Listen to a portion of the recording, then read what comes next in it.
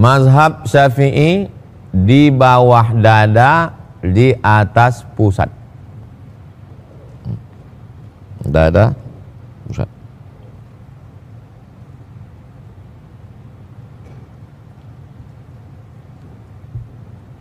Sama aja, mana saya bisa megang. Saya sebelum pusat.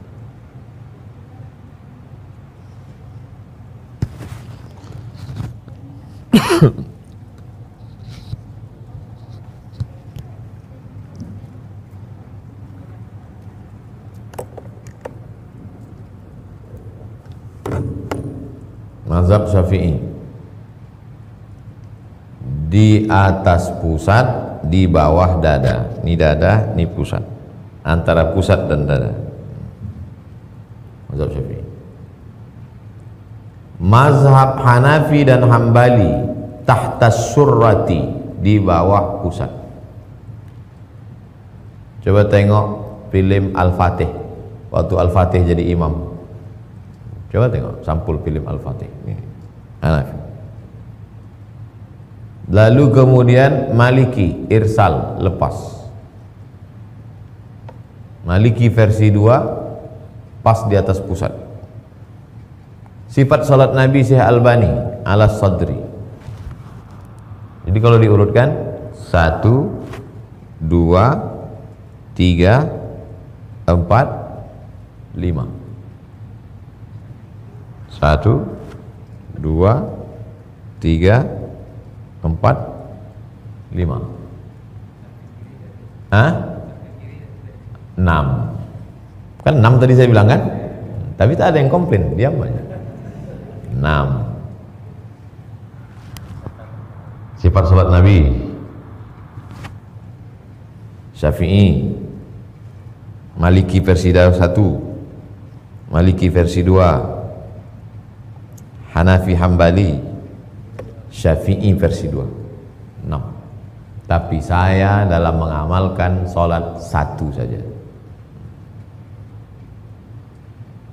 6 ini saya sampaikan supaya kita tak menyalahkan kalau nanti nampak orang. Yang dibuat Nabi itu bagaimana sebetulnya Pak Ustaz? 6 ada riwayatnya. 6 pernah dibuat Nabi. Karena Nabi itu kan sholat bukan sekali.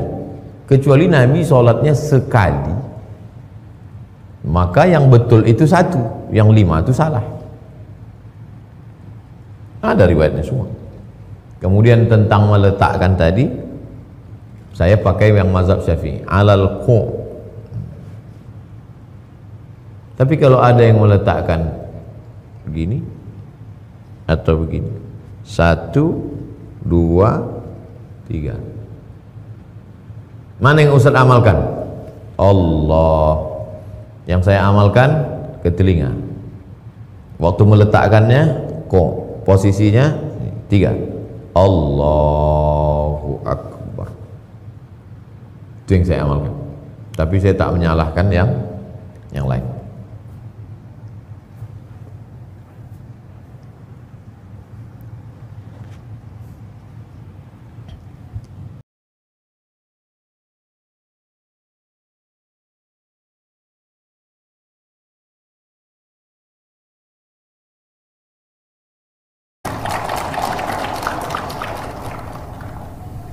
Kita langsung buka halaman 1. Saya akan sampaikan materi ini 2 sesi. Sesi pertama sampai jam 10. Kemudian kita rehat.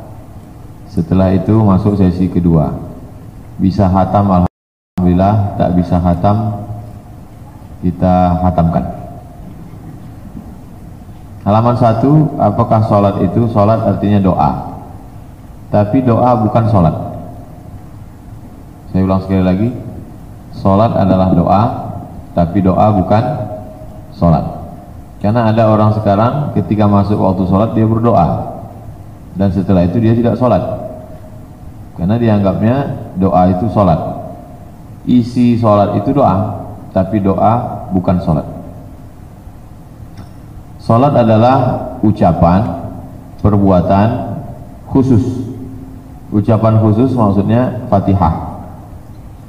Jadi la sholata liman lam yaqra' bi Fatihatil kitab. tidak sah sholat kalau Fatihahnya tak betul. Jadi tujuan Bapak Ibu ikut pelatihan tahfiz ini juga membetulkan Al-Fatihah. Karena kalau Fatihahnya tak betul, yang paling sulit itu adalah membetulkan bacaan. Makanya kalau orang ikut tahfiz bacaannya belum betul, kemudian dia menghafal Quran, itu kerjanya 2 kali. Membetulkan bacaannya, membetulkan hafalan. Besok itu betulkan dulu bacaan, baru kemudian menghafal. Begitu juga dengan ini, tidak sah sholat kalau Fatihahnya tak betul. Aqwalun, ucapan. Yang kedua adalah af'al, perbuatan. Ada tegak, ada ruku, ada sujud, ada i'tidal, ada tasyahud. Itu yang dimaksud dengan aqwalun wa af'alun. Beda sama haji. Haji tak ada aqwalun.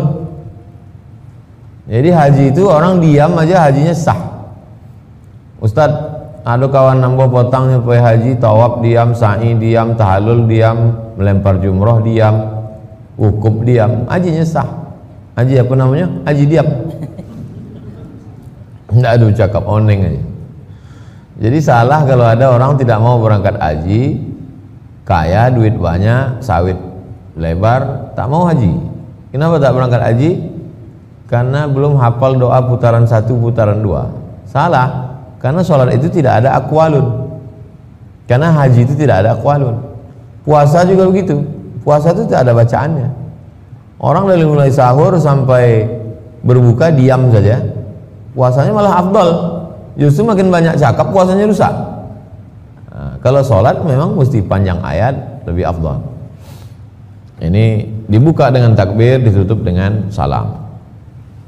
2. Halamannya masih halaman 1, tapi pertanyaan kedua, apa dalilnya?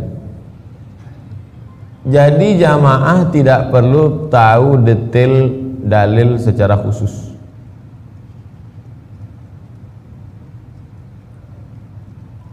Ada masanya kita tak perlu tahu dalil secara khusus. Maksud dalil khusus itu begini. Coba sebutkan kaedah usul fikih tentang pengharaman rokok, nah, misalnya. Nah, itu yang tahu itu hanya komisi fatwa saja. Tapi tentang kewajiban sholat itu mesti tahu dalilnya, tidak bisa bertaklid. Walaupun dalil itu pendek. Kenapa kau sholat? Karena wajib. Apa dalil wajibnya sholat? Saya bertaklid. Oh, tak bisa. Karena ini sifatnya umum. Maka wajib sholat itu dalilnya pendek aja. Wa aqimus sholah. Nah, tegakkanlah sholat. Halaman 2. Wa aqimus sholah, pendek aja. Bayar zakat itu apa wajibnya? Wa atuz zakah. Haji itu apa dalilnya? Wa atimul hajjah.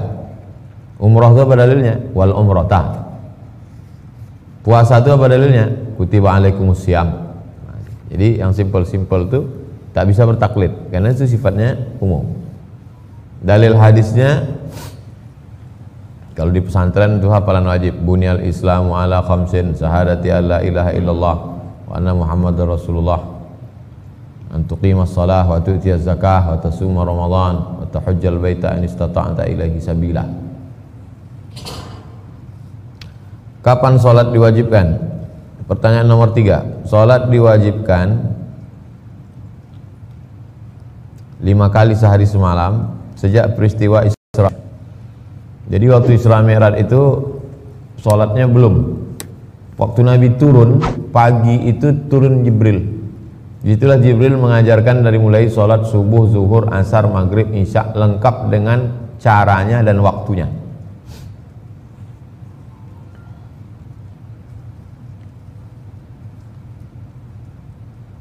Nomor 4, halaman 3. Kapan seorang muslim mulai diperintahkan melaksanakan sholat? Abna'u sab'an sinin, umur 7 tahun. Jadi kalau umur 7 tahun wajib sholat, maka sebelum 7 tahun dia sudah hafal surat-surat pendek. Makanya beruntung sekali ibu-ibu yang kalau dia nanti punya anak atau sudah punya anak, anaknya itu sebelum umur 7 tahun, 5, 6, 7, sekarang lagi tren di Pekanbaru TK itu targetnya hafal juz 30. Jadi sebelum masuk SD, jadi kalau SD dia umur 7 tahun, sebelum masuk SD sudah hafal juz 30. Nah, ini tren. Dulu seingat saya di zaman-zaman kami kecil tak ada. Awak waktu itu tahunya alif di atas alif, bawah alif, depan u. Anak-anak sekarang artinya walaupun sekarang itu dosa makin canggih, maksiat makin banyak, tapi kemajuan tahfiz juga luar biasa. Jadi kalau umur 7 tahun dia disuruh sholat, kelas 1 SD itu dia sudah hafal Fatihah, sudah hafal surat-surat pendek. Bahkan sekarang ini banyak pula anak-anak TK ini lebih banyak hafalan daripada bapaknya. Bapaknya ngetes nengok handphone. Nah, itu. Untung anak itu sopan. Kalau tidak pas dia macet, bodoh kali bapak. Gitu. Muru auladakum bisolah, suruh anak kamu salat wahum abna'u sab'ah, umur 7 tahun. Wadribuhum 'alaiha wahum abna'u 10 sinin. Pukul waktu umur 10. Wa farriqu bainahum fil madaji', pisah tempat tidur. Jadi anak 10 tahun jangan lagi tidur sama emak sama bapaknya. Anak umur 10 tahun jangan lagi tidur anak laki-laki dengan anak perempuan. Nah, ini pendidikan Islam ini menunjukkan bahwa yang pertama kali adalah hafalan. Alhamdulillah sebagian TK kita sudah diperbaiki. Dulu anak di TK itu tak tahu dia hafalan. Taunya dia topi saya bulat, bulat topi saya. Kalau bukan bulat, bukan mak saya. Alhamdulillah sekarang sudah ada perbaikan. Jadi bersyukur kita. Mudah-mudahan kebaikan-perbaikan ke depan itu berawal dari alumni-alumni Sekolah Tahfiz Quran Hadis Internasional. Halaman 4. Pertanyaan kelima. Apakah sholat mesti dilaksanakan berjamaah? Nah, ini. Sekarang di musim Covid ini, apalagi Pekanbaru, PSBB, zona merah, memang Covid ini menjadi alasan untuk tidak berjamaah. Kenapa tak berjamaah? Covid. Padahal sebelum Covid pun memang tak pernah ke masjid. Nah, ini. Surat An-Nisa 102. Wa idza kunta fihim fa aqamta lahumus shalah. Ketika kau berada di tengah mereka, kau laksanakan salat. Ayat ini ditujukan kepada Nabi Muhammad SAW ketika beliau menjadi imam waktu saat perang. Ini menjadi dalil mazhab Hambali mengapa salat itu berjamaah wajib. Karena saat perang saja Nabi jadi imam salat berjamaah, disebut dengan salat khauf. Jadi sholat khauf itu imam di depan, kemudian barisan pertama sholat, barisan kedua menjaga di belakang. Nanti setelah salam Nabi jadi imam lagi, barisan kedua maju ke depan jadi barisan pertama mundur ke belakang jadi pengawal. Disebut dengan sholat khauf. Di situ diambil fatwa dalam mazhab Hambali, sedangkan perang saja wajib, apalagi saat tidak perang. Salatul jamaati tafdulu salatul fardhi bi 27 darajah. Salat berjamaah lebih utama daripada salat sendiri 27 derajat. Kemudian ada pula Nabi mengatakan salat 2 orang lebih utama dari 1 orang, salat 3 orang lebih utama dari 2 orang, salat 4 orang lebih utama dari 3 orang. Makin banyak makin afdal. Itu mengapa salat di Masjidil Haram lebih utama, karena salat yang paling teramai di dunia Masjidil Haram.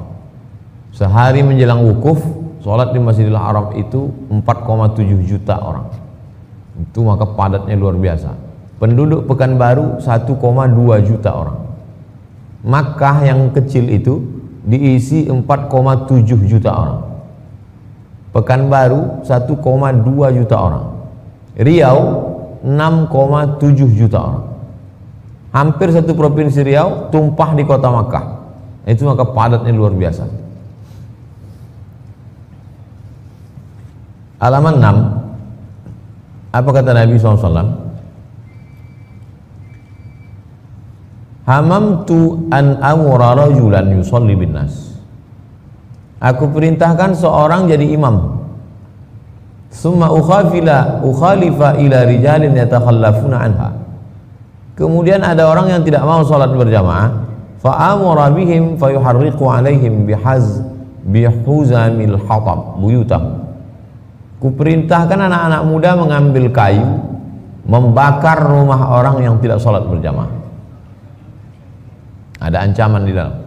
Menurut ilmu usul fikih, kalau ada ancaman berarti maknanya wajib. Itu kaidah fikih. Kalau di dalam hadis ayat ada ancaman, itu menunjukkan wajib. Inilah dalil mazhab Hambali mengatakan sholat berjamaah itu wajib.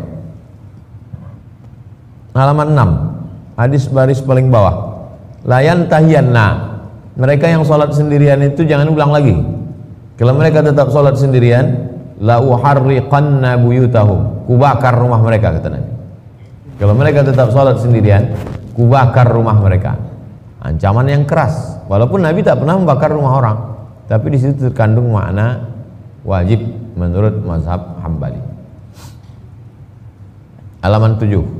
Apa saja keutamaan sholat berjamaah? 1. Berlipat ganda. Kan cuma 27 Pak Ustadz, ngitungnya jangan 1. Orang yang sholat istiqomah setahun berarti umurnya bertambah 27 tahun. Jadi kalau ada orang istiqomah sholat 10 tahun berjamaah, maka umurnya bertambah 270 tahun. Maka terjawablah kebingungan orang yang mengatakan, kenapa umat Nabi Muhammad pahalanya lebih banyak dari umat Nabi Nuh? Nabi Nuh itu meninggal umurnya 950 tahun. Umur umat Nabi Muhammad kalau istiqomah 40 tahun, maka dia lebih 1000 tahun. Oleh sebab itu kelipatan-kelipatan amal ini yang didapat umat Muhammad SAW, walaupun umurnya paling pendek, badannya paling kecil, tapi kelipatan amalnya lebih banyak. Belum lagi ditambah Lailatul Qadar, belum lagi ditambah sholat di Masjidil Haram 100.000, belum lagi ditambah sholat di Masjid Nabawi 1000, belum lagi ditambah sholat di Masjidil Aqsa 500. Yang kedua, dilindungi dari setan. Inna syaitana zikbul insan, setan itu serigala, kadhibil ghanam. Kalau kita memelihara kambing ada setannya, manusia ini juga ada. Kalau kita memelihara kambing ada serigalanya yang mau menerkam, manusia ini juga ada yang mau menerkamnya, yaitu setan. Dan setan hanya akan menerkam kambing yang memisahkan diri dari jamaah. Halaman 8. Kalau di kampung itu ada 3 orang, maka 1 orang mesti jadi imam. Kalau tidak, istahwazat alaihimus syayatin, satu kampung itu dikacau setan. Maka jangan heran kalau sekarang itu di kampung itu semuanya kesetanan. RT-nya kesetanan, RW-nya kesetanan, kadesnya kesetanan. Diganggu setan karena meninggalkan sholat berjamaah. Aneh zaman sekarang. Kalau dulu di kota-kota yang kurang orang ke agama, sekarang terbalik. Di kota malah pengajian penuh. Tadi subuh kami pengajian di Masjid Raya Senapelan penuh. Malah di kampung-kampung sholat subuh kosong masjid surau. Jadi terjadi, dulu di kampung orang taat beragama, sekarang di kota malah full pengajian. Masjid Ar-Rahman itu pengajiannya sampai 6. Subuh, duha, zuhur, asar, maghrib, isya. Kalau Ramadan 7, tambah kajian i'tikaf malam. Malah di kampung-kampung tak ada pengajian. Nah, ini udah mau kiamat dunia. Selanjutnya halaman 8, mendapatkan cinta Allah Subhanahu wa taala. Wa ma kasura fa huwa ahabbu ila Allah. Makin ramai jamaah itu makin dicintai Allah. Makin penuh masjid itu makin dicintai Allah. 9, jauhkan dari azab dan dijauhkan dari sifat munafik.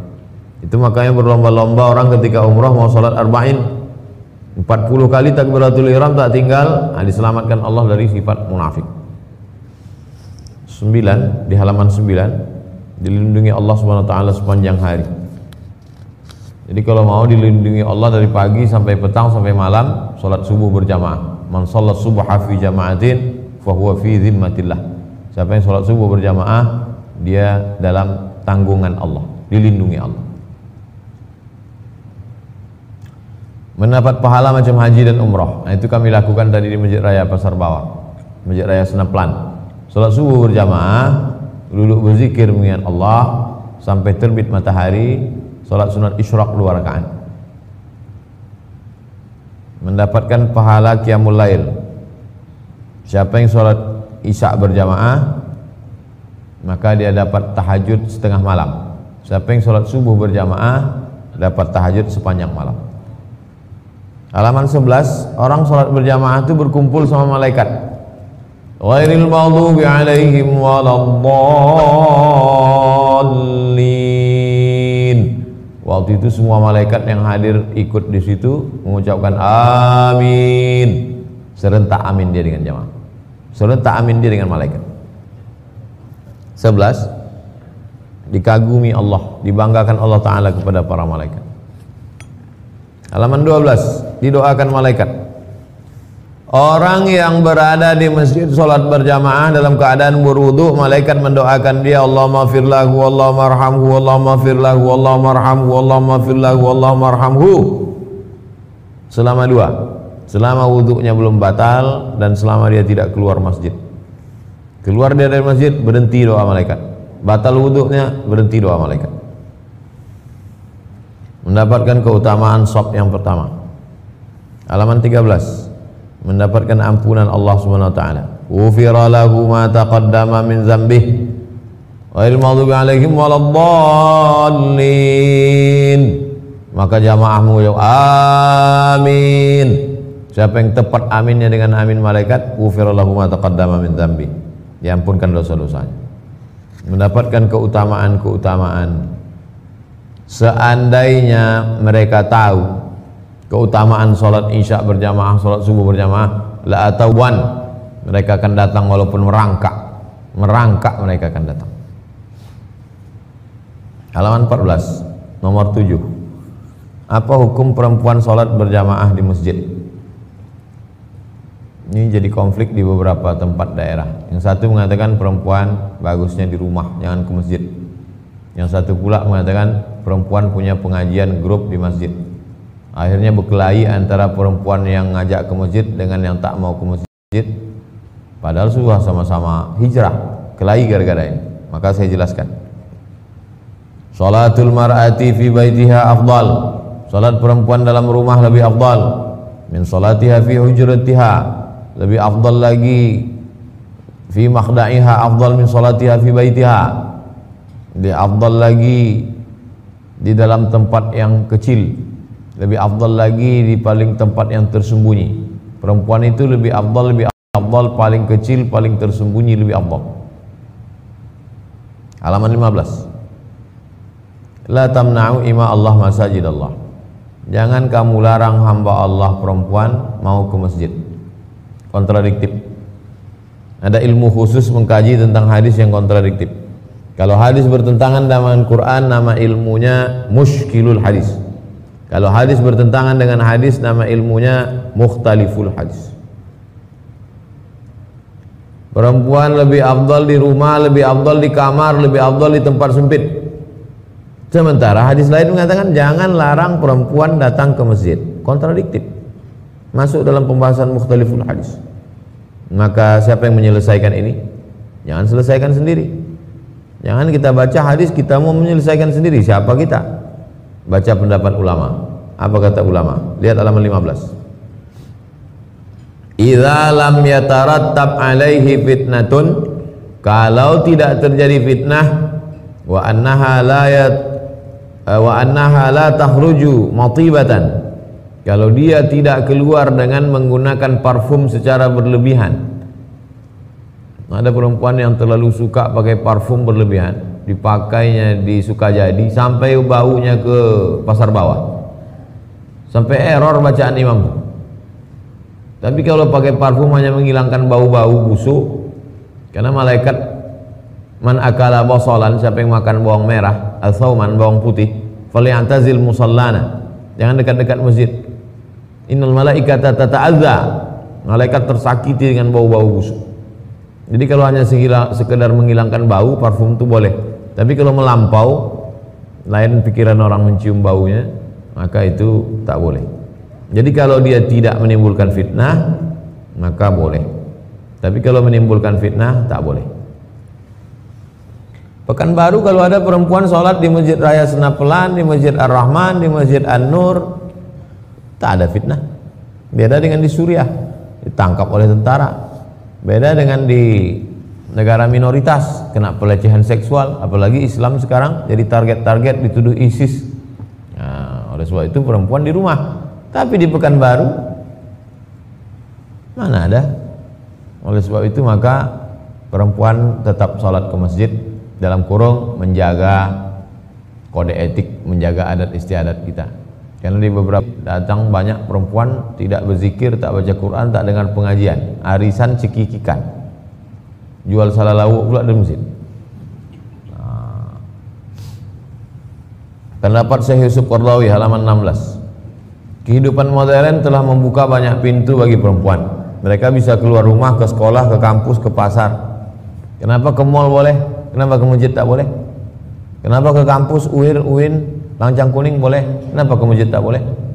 Nah, jadi selama tak ada fitnah silakan. Tapi kalau ada fitnah jangan. Halaman 16. Bagaimana cara meluruskan shaf? Kata Nabi, aqimu sufufakum, luruskan shaf kamu. Fa inni arakum min wara'i zahri, aku bisa melihat kamu dari belakang.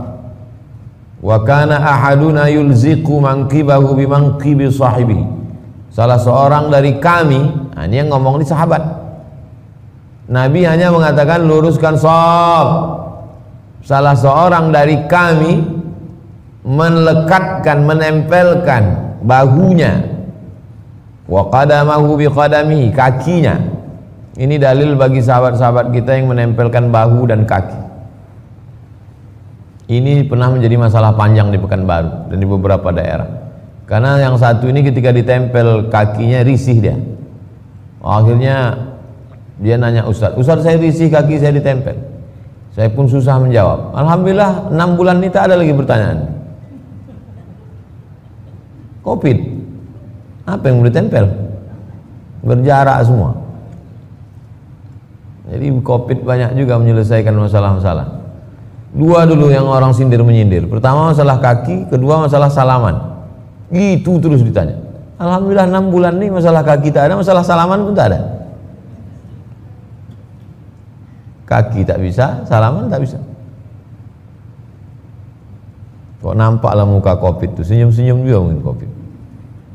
Halaman 17. Man wasala saffan wasalahullah. Siapa yang menyambung shaf, maka Allah sambung hubungan dengan dia. Man qata'a saffan qata'ahu Allah. Siapa yang memutus shaf, Allah putus hubungan dengan dia. Ternyata shaf ini ada hubungannya dengan hati. Halaman 17. La takhtalifu fatakhtalifu qulubukum. Jangan sampai shaf kalian bengkok, karena hati kalian ikut jadi bengkok. Kalau shafnya lurus, hatinya jadi lurus. Innallaha wa malaikatahu yusalluna 'alas sufufil awwal. Ala suhufil uwal. Sesungguhnya malaikat Allah mengirimkan makna solawat di situ, meridai, ridha dan rahmatnya untuk shaf yang baris pertama. Halaman 18. Bagaimana posisi shaf anak kecil? Dari Anas bin Malik. Shallaitu ana wa yatimun fi baitina khalfan nabi. Saya salat di belakang Nabi. Wa ummu Sulaim khalfana. Ibu saya namanya Ummu Sulaim, ibunya Anas namanya Ummu Sulaim, salat di belakang. Komentar Imam Ibnu Hajar, wa qiyamus sabi ma'ar rajuli saffan wa ta'khirun nisa' an sufufir rijal wa qiyamul mar'ati saffan wahdaha wa idza lam yakun ma'aha imratun ghairuha. Perempuan di belakang laki-laki, tidak di samping. Apakah anak-anak itu di shaf sendiri? Halaman 19.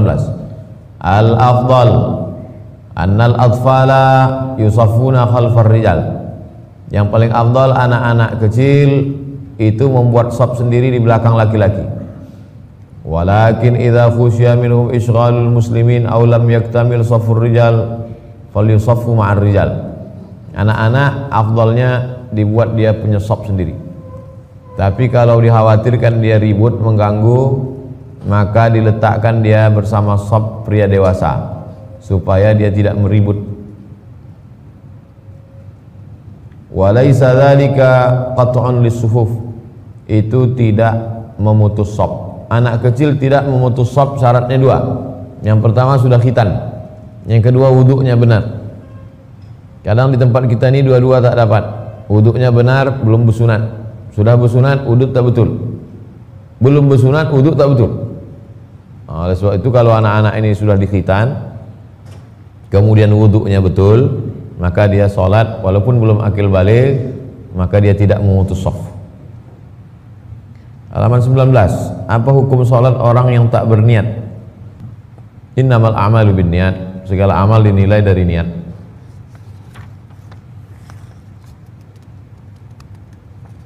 Tidak sah sholat kalau tak ada niat. Jadi kalau ada orang sholat Allahu Akbar, udah aja, tak ada niat, tak sah sholat. 20. Apa hukum melafalkan niat? Annal mu'tabara fin niyati innama huwal qalbu. Yang dilihat dalam niat itu adalah hati. An-nutqu bil lisan laisa biniyat. Melafazkan niat di mulut bukan niat. Usolli fardhu zuhri 4 raka'atin adaan ma'muman, bukan niat. Laisa biniyat. Wa innama huwa musa'idun ala tanbihil qalbi. Maka usolli itu adalah menolong hati. Karena ada sebagian orang hatinya lemah. Masuk dia ke masjid, Allahu Akbar, berkata-kata dalam hatinya. Salat apa nih? Salat zuhur apa salat asar? 2 rakaat apa 3 rakaat? Jadi imam apa jadi makmum? Maka untuk menguatkan hati, salat apa ini? Usolli fardhu zuhri. Berapa rakaat? 4 rakaat. Ada apa qadha? Adaan. Jadi imam apa jadi makmum? Makmuman. Tapi itu bukan niat. Itu musa'idun, membantu niat.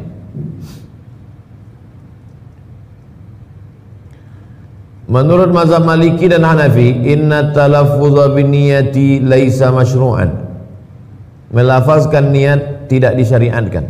Usolli fardhul maghribi 3 raka'atin adaan ma'muman, tidak disyariatkan. Illa idza kana al-musalli maususan, kecuali kalau orang yang salat itu was-was, ragu. Jadi kesimpulannya, kalau ada orang yang pakai usolli jangan disalahkan. Kalau ada orang yang tidak pakai usolli juga salatnya sah, karena niat itu di dalam hati, sedangkan usolli itu musa'idun, untuk menguatkan. Musa'idun ala tambihil qalbi, membantu menguatkan hati. Halaman 21. Kapan waktu berniat? Menurut Maliki, Hanafi, Hambali, berniat itu sebelum takbiratul ihram. Allahu Akbar. Kapan dia berniat? Sebelum takbiratul ihram. Sedangkan menurut mazhab Syafi'i, niat itu di dalam takbiratul ihram. Allahu Akbar, di situ niat. Saya sholat maghrib 3 rakaat mengikut imam, sholat ada karena Allah. Niatnya di dalam takbir. Allahu Akbar, mazhab Syafi'i. Makanya jangan heran imam Masjidil Haram itu takbirnya pendek. Allahu Akbar. Kapan dia masang niat? Niatnya sebelum takbir. Nah, saya tak tahu Bapak Ibu pakai mazhab apa selama ini. Mazhab saya Pak Ustaz? Tidak, sesungguhnya kita ikut ulama. Jadi kalau ada yang berniat sebelum takbiratul ihram, berarti selama ini dia mengikut Hanafi, Hambali, Maliki. Kalau berniat di dalam takbiratul ihram, berarti mengikut mazhab Syafi'i. Saya dari kecil mengikut mazhab Syafi'i. Takbir saya di dalam takbiratul ihram itu niat. Saya sholat zuhur 4 rakaat mengikut imam karena Allah, di dalam takbir. Allahu Akbar, namanya muqaranah. Muqaranah itu artinya sejalan antara lafaz takbir dan niat. Allahu Akbar, selesai bar, selesai niat. Makanya kadang di sebagian pondok-pondok yang memakai mazhab Syafi'i itu banyak anak-anak itu yang takbirnya berulang kali untuk memasangkan niat. Allah, Allah.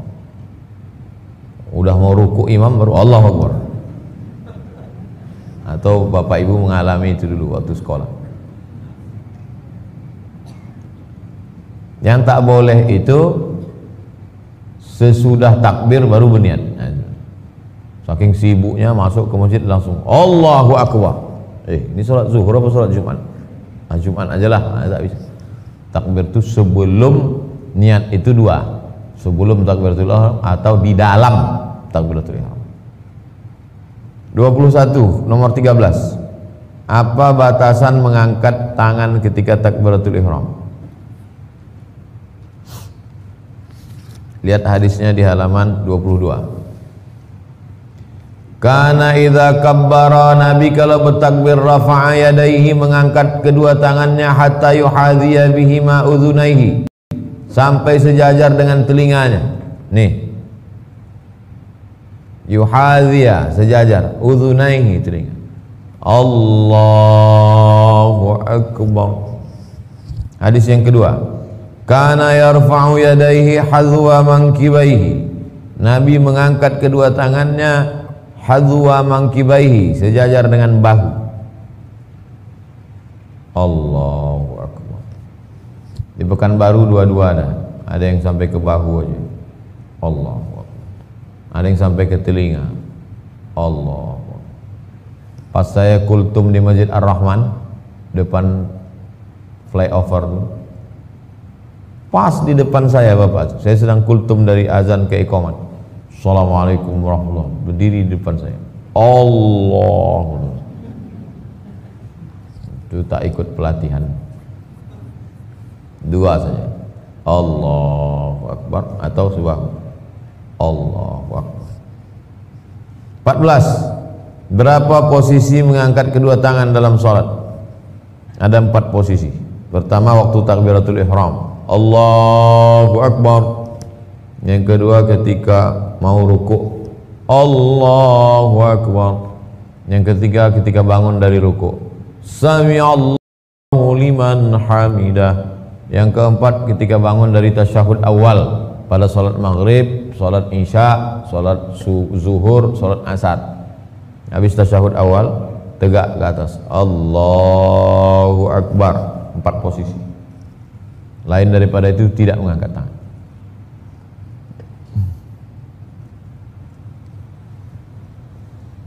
Halaman 23, nomor 15. Bagaimana letak tangan dan jari-jari waktu sholat?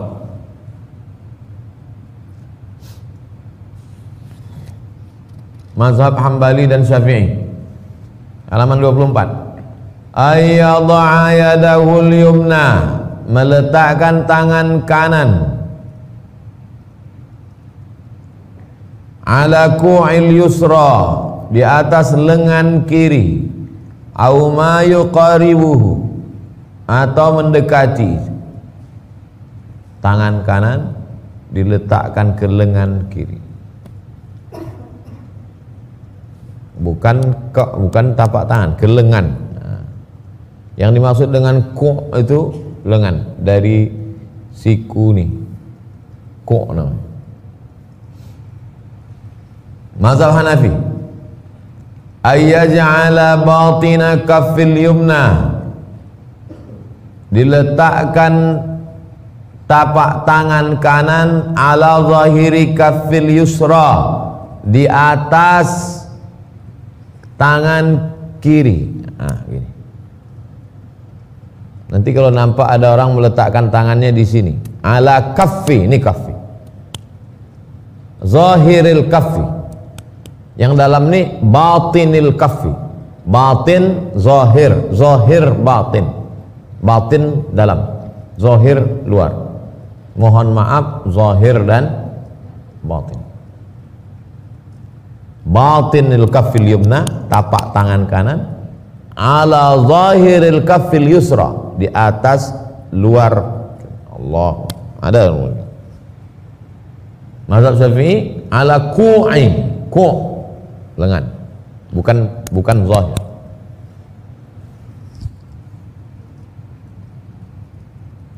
muhalliqar rajul bil khinsari wal ibham ala rusghi, laki-laki melingkarkan jari kelingking dan telunjuk, jari kelingking dan ibu jari, ibham, ibu jari dan kelingking di pergelangan.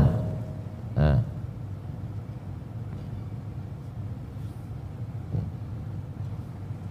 Ammal mar'atu, sedangkan perempuan, fatada'u yadaiha ala sadriha, tidak menggenggamkan, hanya meletakkan saja di dada, min ghairi tahliq, tanpa melingkarkan. Tahliq arti lingkar, halaqah, li'annahu astara laha, karena dengan menutup itu lebih tertutup, lebih menutupi bagi perempuan. Sekarang mazhab Hanafi dan Hambali. Wa yada'uhuma indal Hanafiyah wal Hanabilah tahta surrati, diletakkan tangan itu di bawah pusat, berdasarkan riwayat Sayyidina Ali, minas sunnah wad'al yadain yamin ala shimal tahta surrati. Halaman 25 menurut mazhab Syafi'i, ayyaj'alahuma tahta sadri, di bawah dada, fauqas surrati, di atas pusat, di atas pusat, di bawah dada. Mazhab Syafi'i. Mazhab Hanafi dan Hambali di bawah pusat. Ma'ilan ila jihatil yasar, miring ke kiri, pas tepat di tempat jantung. Jadi kalau ada nanti nampak ada orang sholat tangannya miring ke jantung, itu mazhab Syafi'i. Li'annal qalba fiha, karena di situ letak jantung. Fatakunani ala asyrafil a'dha'i, maka kedua tangan itu berada di tempat yang paling mulia, jantung. Dalilnya hadis Wa'il bin Hujr, aku melihat Nabi yusalli fa wada'a yadayhi ala sadrihi ihdahuma ala al-ukhra. Wa yu'ayyiduhu hadithu akhar an Ibni Khuzaimah fi yad'il yadaini ala hadhil kaifiyah, meletakkan tangan di atas jantung ada dalam hadis riwayat Ibnu Khuzaimah. Menurut mazhab Maliki, halaman 25, irsalul yadaini fi shalah, tangannya lepas ke bawah. Di Maroko, mana tahu nanti jalan-jalan ke Tunisia, ke Aljazair, ke Maroko, tangannya lepas. Allahu Akbar, irsal namanya. Irsal itu lepas. Kalau menggenggam ini namanya qabd. Qabdu, menggenggam.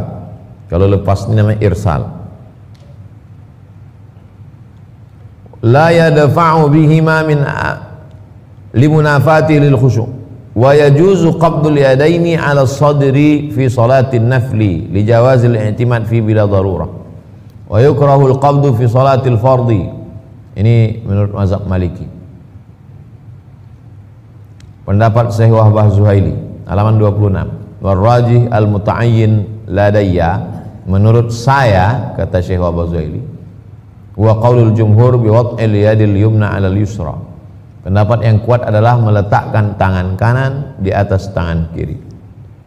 Wa huwa al-muttafaq ma'a haqiqati mazhab Malik alladhi qarrarahu li muharabati amal ghairi masnun wa huwa qasdul i'timad ay al-istinad atau li muharabati i'tiqadi fasid wa huwa dhannil 'ami wujubu dzalik. Pendapat yang kuat adalah meletakkan tangan. Jadi kalau mau dikumpul-kumpul pendapat tentang meletakkan tangan ini ada 6. Kalau mau dikumpul-kumpul meletakkan tangan ini posisinya ada 6. Mazhab Syafi'i di bawah dada, di atas pusat. Mazhab Hanafi dan Hambali di bawah pusat. Mazhab Maliki dua versi, di atas pusat dan lepas ke bawah. Kemudian ada satu lagi yang tak saya masukkan di sini, buku Sifat Salat Nabi Syekh Albani, di atas dada. 1, 2, 3, 4, 5. 1. Hidup mikrofon.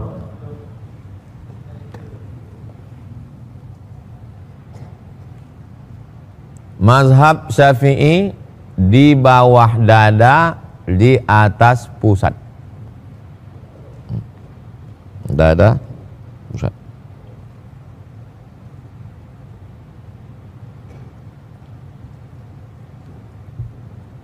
Sama aja, mana saya bisa megang? Saya sebelum pusat.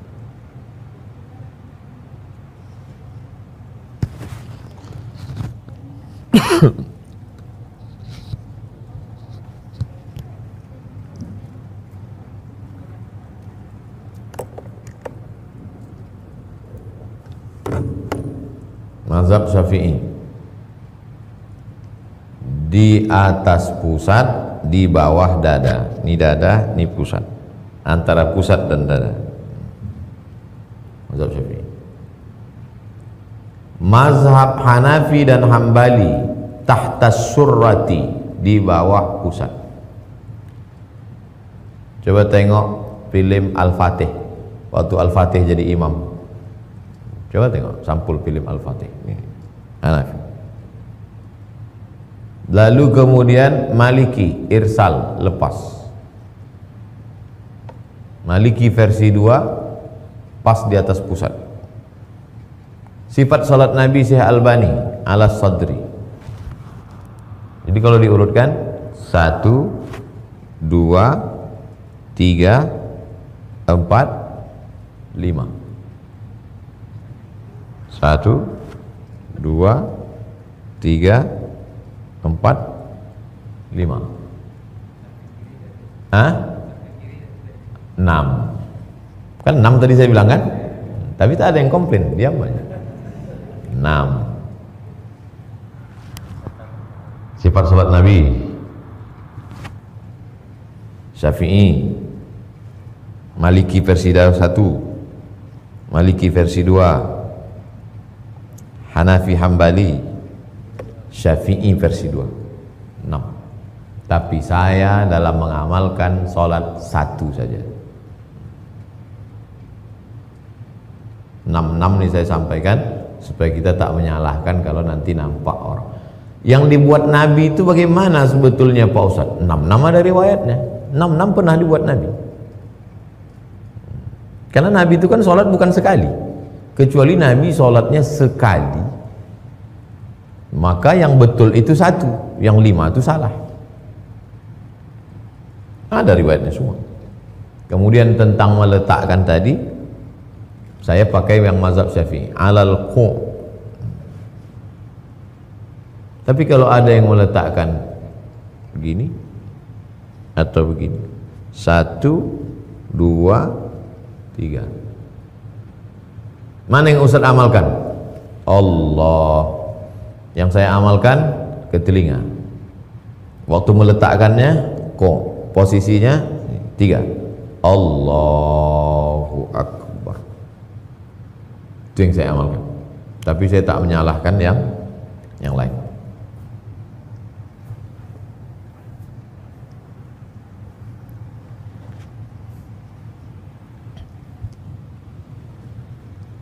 Pindah ke halaman 27. Mazhab Maliki, yukrahu du'aul istiftah. Makruh hukumnya baca iftitah.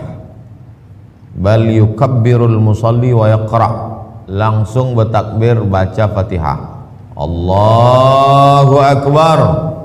Alhamdulillahi Rabbil Alamin. Ar-Rahmanir Rahim, Malik Yaumiddin. Tidak baca iftitah, tidak baca Fatihah, tidak baca bismillah. Wa yaqra', langsung saja membaca. 5 rawa Anas, berdasarkan riwayat Anas, kana Nabi wa Abu Bakar wa Umar yaftatihuna as-salah bil hamdulillahi rabbil alamin. Wa qala al-jumhur, jumhur artinya mayoritas ulama, yusannu du'aul iftitahi ba'da at-tahrimati fi rak'atil ula. Dianjurkan membaca doa iftitah. Wa huwa rajihu ladayya. Ini pendapat yang rajih menurut saya, kata Syekh Wahbah Zuhair. Walahu siyaghun katsiratun. Bunyi doa iftitah itu banyak. Al-mukhtaru minha indal Hanafiyah. Menurut mazhab Hanafi dan Hambali ini iftitah yang paling afdal. Subhanakallahumma bihamdika wa tabaraka ismuka wa ta'ala jadduka wa la ilaha ghairuk. Berdasarkan riwayat Aisyah.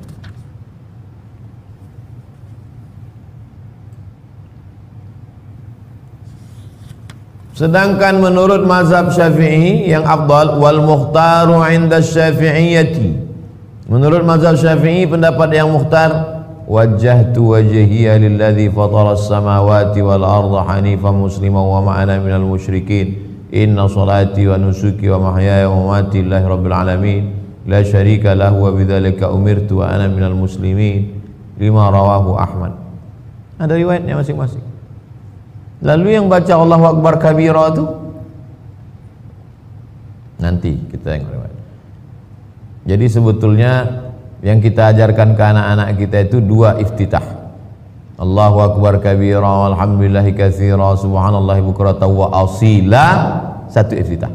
Ditambah satu iftitah lagi, wajjahtu wajhiya lilladzi fatara as-samawati wal arda hanifan musliman wa ana minal musyrikin. Inna salati wa nusuki wa mahyaya wa mamati lillahi rabbil alamin la syarika lahu wa bidzalika umirtu wa ana minal muslimin. Dua iftitah.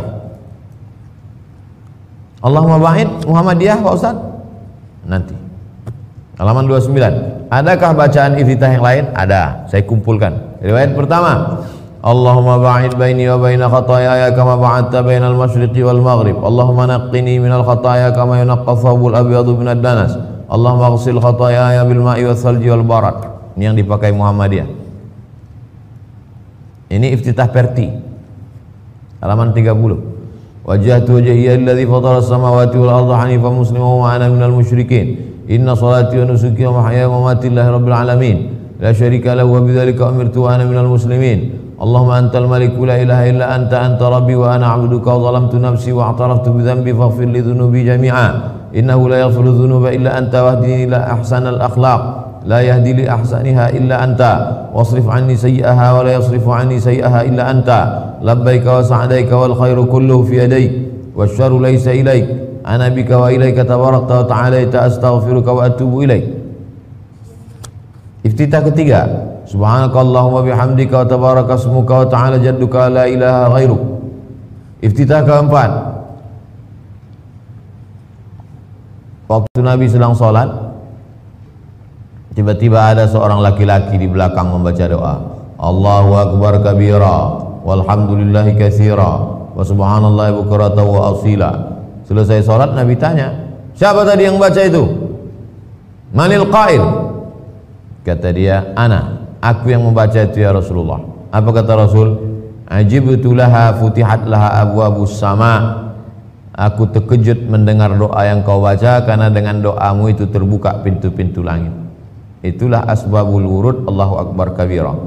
Mendengar hadis ini Abdullah bin Umar, anak Umar bin Khattab, apa kata dia? Fama taraktuhunna mundu sami'tu Rasulullah SAW yaqulu dzalik.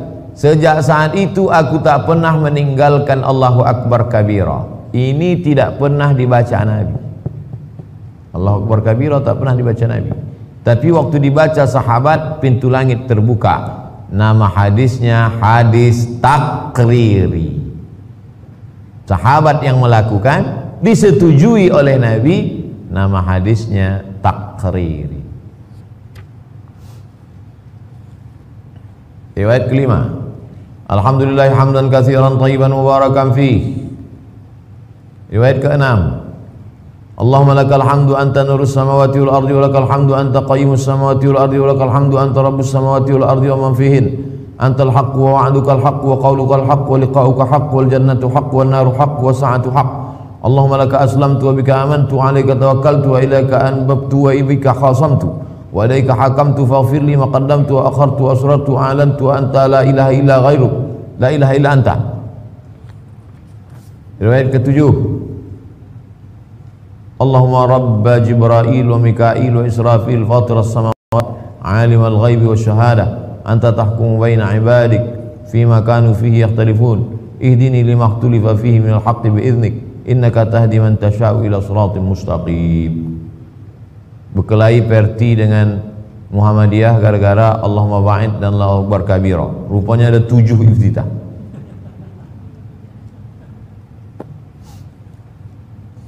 Dulu berkelahi, sekarang tak berkelahi lagi karena sama-sama tak sembahyang. Halaman 35, 18.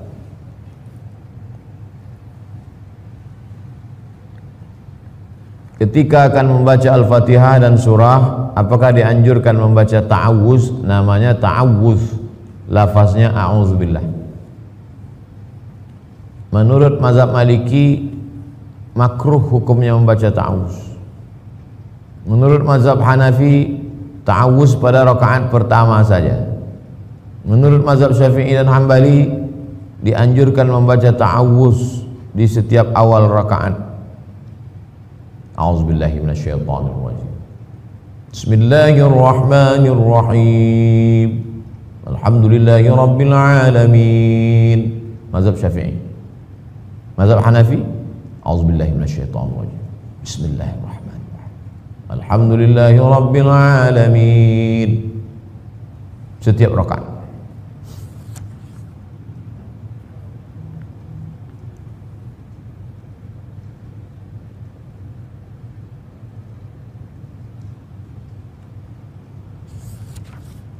Halaman 38. Membaca Al-Fatihah apakah dibaca sir atau jahar?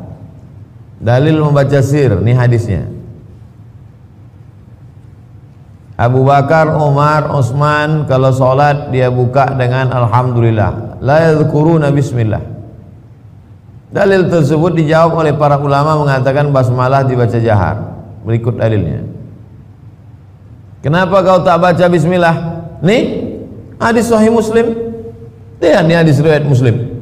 Nabi kalau sholat langsung baca Alhamdulillahi rabbil alamin Ar-Rahmanir Rahim. La yazkuruna bismillah. Tak ada dibacanya bismillah. Dijawab oleh mazhab Syafi'i. Pertama, hadis ini mengandung illat. La yazkuruna bismillahirrahmanirrahim fi awali qiraatin wala fi akhiriha. Kalimat ini bukan ucapan Anas, tapi tambahan dari periwayat sesudah Anas bin Malik. Bukan hadis Nabi, tapi kata keterangan. Kata keterangan yang masuk ke dalam hadis namanya lafaz tambahan. Diperkuat lagi oleh dalil lain halaman 39. Iza qara'tum alhamdulillah, kalau kamu membaca alhamdulillah, faqra'u bismillah, baca bismillah. Bismillahirrahmanirrahim. Alhamdulillahi rabbil alamin. Ditambah lagi dalil berikutnya halaman 39. Kana yaqulu alhamdulillahi rabbil alamin. Nabi mengucapkan alhamdulillahirabbil alamin 7 ayat. Ada 7 ayat. Ayat yang pertama mana? Bismillahirrahmanirrahim. Itu ayat yang pertama.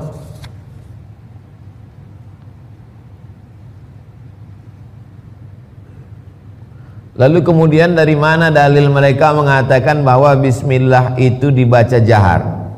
Halaman 40. Anas ditanya bagaimana Nabi membaca, kata dia faqala kanat maddan, dibacanya panjang. Bismillahirrahmanirrahim. Yamuddu bi bismillah, panjang. Bismillah yamuddu birrahman. Bismillahirrahmanirrahim. Kira-kira kalau dibaca sir kedengaran enggak? Mana kedengaran? Inilah dalilnya dibaca jahar. Halaman 41. Al-musbit muqaddam 'ala nafi. Yang mengatakan ada itu lebih dikedepankan daripada yang mengatakan tak ada. Halaman 41. Kelima, salah satu alasan membaca basmalah secara sir karena basmalah bukan bagian dari Al-Fatihah. Oleh karena itu dibaca sir. Sementara itu dalam sebuah riwayat disebutkan sebagai berikut. Idza qara'tum alhamdulillah, kalau kamu baca alhamdulillah maksudnya Al-Fatihah, faqra'u bismillah, bacalah bismillah. Innaha ummul Quran wa ummul kitab wa sab'ul masani wa bismillahirrahmanirrahim ihdaha. Bismillah itu salah satunya. Maka kalau kau baca yang lain jahar, baca juga dia jahar. Itu dalil mazhab Syafi'i yang mengatakan bismillah itu dibaca jahar. Tapi saya tak mau mempermasalahkan mau jahar mau sir. Tapi kalau saya jadi imam, saya baca jahar. Kalau saya sholat di Masjid Muhammadiyah, mereka baca sir, saya tidak mengulang sholat saya lalu saya katakan batal gara-gara itu. Di Maroko, di Indonesia ikhtilafnya antara sir jahar, jahar sir. Di Maroko tak ada bismillah sama sekali. Karena di Maroko mazhab Maliki ayat satunya alhamdulillah. Alhamdulillahirabbil alamin itu satu. Bismillah itu tidak terhitung satu. Maka Quran cetakan Maroko, kalau Quran cetakan Indonesia, cetakan Saudi Arabia, bismillahirrahmanirrahim satu. Cetakan Maroko, bismillahirrahmanirrahim kosong, tak ada satu. Satunya baru di alhamdulillahirabbil alamin, baru satu.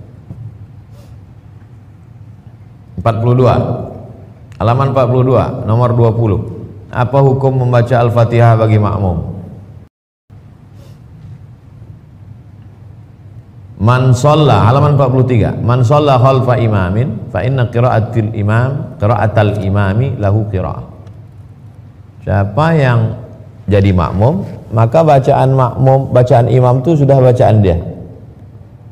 Inilah dalil ustaz-ustaz yang mengatakan makmum tak perlu baca Fatihah karena bacaan imam sudah mengcover bacaan makmum, diam saja. Halaman 44. Inilah dalil yang mengatakan makmum mesti baca Fatihah. La salata liman lam yaqra' bi Fatihatil kitab. Tidak sah salat siapa yang tidak membaca Al-Fatihah. Dua-duanya pakai hadis. Mazhab Syafi'i mengatakan mesti baca Al-Fatihah bagi makmum. Mazhab Hanafi mengatakan tak perlu baca Fatihah karena imam sudah baca. Mazhab Maliki, kalau sholatnya jahar, makmum sudah dengar, tak usah baca lagi. Sholat maghrib, sholat isya, sholat subuh, sholat Jumat, Idul Fitri, Idul Adha, makmum diam saja karena telinganya sudah dengar. Tapi sholat zuhur, sholat asar, makmum baca karena dia tak dengar. Ustadz pakai apa? Saya pakai mazhab Syafi'i. Maka selesai imam walil maghdubi alaihim waladdallin amin, saya baca Al-Fatihah.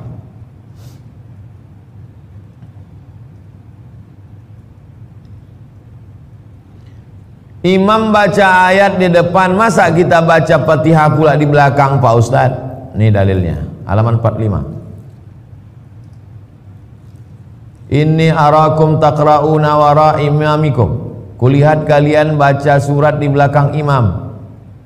Ya Rasulullah, ya la taf'alu, jangan kamu baca Quran di belakang imam illa bi ummil Quran, kecuali Al-Fatihah. Memang betul tak boleh kita baca ayat di belakang. Mentang-mentang hafal Quran, imam baca ayat, dia baca ayat pula di belakang. Mentang-mentang hafiz, imam baca ayat depan, dia baca ayat pula di belakang, ngulangi hafalan gitu dia. Enggak, tapi baca Fatihah boleh illa bi ummil Quran, kecuali Al-Fatihah. Fa innahu la salata liman lam yaqra, karena tidak sah salat orang kalau tidak baca Al-Fatihah. Hadis riwayat Abu Daud, Tirmizi, Ahmad, Ibnu Hibban. Halaman 46. Apa hukum membaca ayat? Apa hukum membaca ayat? Wajibun indal Hanafiyah. Menurut mazhab Hanafi membaca ayat itu wajib. Menurut jumhur sunnah. Sunnah indal jumhur. Apa standar panjang pendek? Ini kalau tak dibuat standar nanti semaunya aja imam. Imam paripurna. Pertama ada namanya tiwalul mufassal, yang panjang-panjang dari surat Qaf sampai Al-Hujurat. Dari surat Qaf atau Al-Hujurat sampai surat An-Naba, itu dibaca waktu subuh dan zuhur. Yang kedua Awsatul Mufassal, pertengahan, dari An-Nazi'at sampai Ad-Duha, itu dibaca asar dan isya. Yang ketiga qisarul mufassal, dibaca pendek, itu dari surat Alam Nashrah sampai An-Nas, dibaca pada sholat maghrib. Bagaimana kalau kami hafal Quran, kami baca dari ambil Al-Baqarah? Iya, boleh dari Al-Baqarah, tapi sepanjang Tiwalul Mufassal. Surat-surat Tiwalul Mufassal ini sebagai standar. Kalau tidak nanti masjid-masjid ini komplain seenak-enaknya aja. Yang hafiz surnya dia diulang, dibuatnya pula waktu jadi imam tuh ngulang bacaan 2 juz di setelnya. Dia hafal Quran. Waktu lain tak ada sibuk, pas dalam sholat pula dia ngulang hafalan. Halaman 48. Pertanyaan 22. Waktu ruku dan sujud berapa jumlah tasbih yang dibaca? Qala Ahmad, Imam Ahmad berkata dalam hadis dari Hasan Al-Basri, tasbihut tam sab'un, tasbih yang sempurna 7. Subhana rabbiyal a'la wa bihamdi, subhana rabbiyal a'la wa bihamdi, subhana rabbiyal a'la wa bihamdi, subhana rabbiyal a'la wa bihamdi, subhana rabbiyal a'la wa bihamdi, subhana rabbiyal a'la wa bihamdi, subhana rabbiyal a'la wa bihamdi. 7. Wal wasatu khamsun, kalau mau sedang 5. Wa adnahu, yang paling pendek, salasun, 3. Kita 3 1 napas pula. Jadi kalau jadi imam yang sedang 5. Lewat daripada ini makruh. Ada kadang imam itu terlalu panjang, hitam makmum belakang. Halaman 48, nomor 23. Apa yang dibaca ketika rukuk?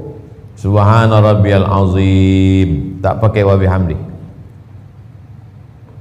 Ada dulu ustadz di Pekanbaru ini menyalahkan saya karena mengajarkan subhana rabbiyal azimi wa bihamdih. Kata dia, tak ada tuh wa bihamdih itu. Abdul Somad itu yang pakai wa bihamdih di halaman 49. Mungkin sobek buku dia yang halaman 49. Halaman 49 riwayat kedua, coba tengok di situ. Subhana rabbiyal azimi wa bihamdih. Riwayat ketiga, subhanakallahumma wa bihamdika allahumma ghfirli. Riwayat keempat, subuhun quddus rabbul malaikati warruh. Riwayat kelima, Allahumma laka raka'tu wa bika amantu wa laka aslamtu khash'alaka sam'i wa basari wa mukhi wa 'azami wa 'asabi. Tapi yang selalu saya pakai subhana rabbiyal azimi wa bihamdih. 24. Bagaimana mengucapkan sami Allahu liman hamidah dan ucapan rabbana lakal hamdu ketika bangkit dari ruku? Lil imami sirran fit tahmid walil munfarid indal hanafiyah fil masyhur. Mazhab Hanafi berpendapat, mazhab Hambali mengatakan imam dan orang yang sholat sendirian mengucapkan tahmid secara sir. Sudah lewat? Oh, istirahat. Berapa lama? 30 menit. Kita break 30 menit. Jangan kemana-mana. Kita teruskan setelah yang satu ini.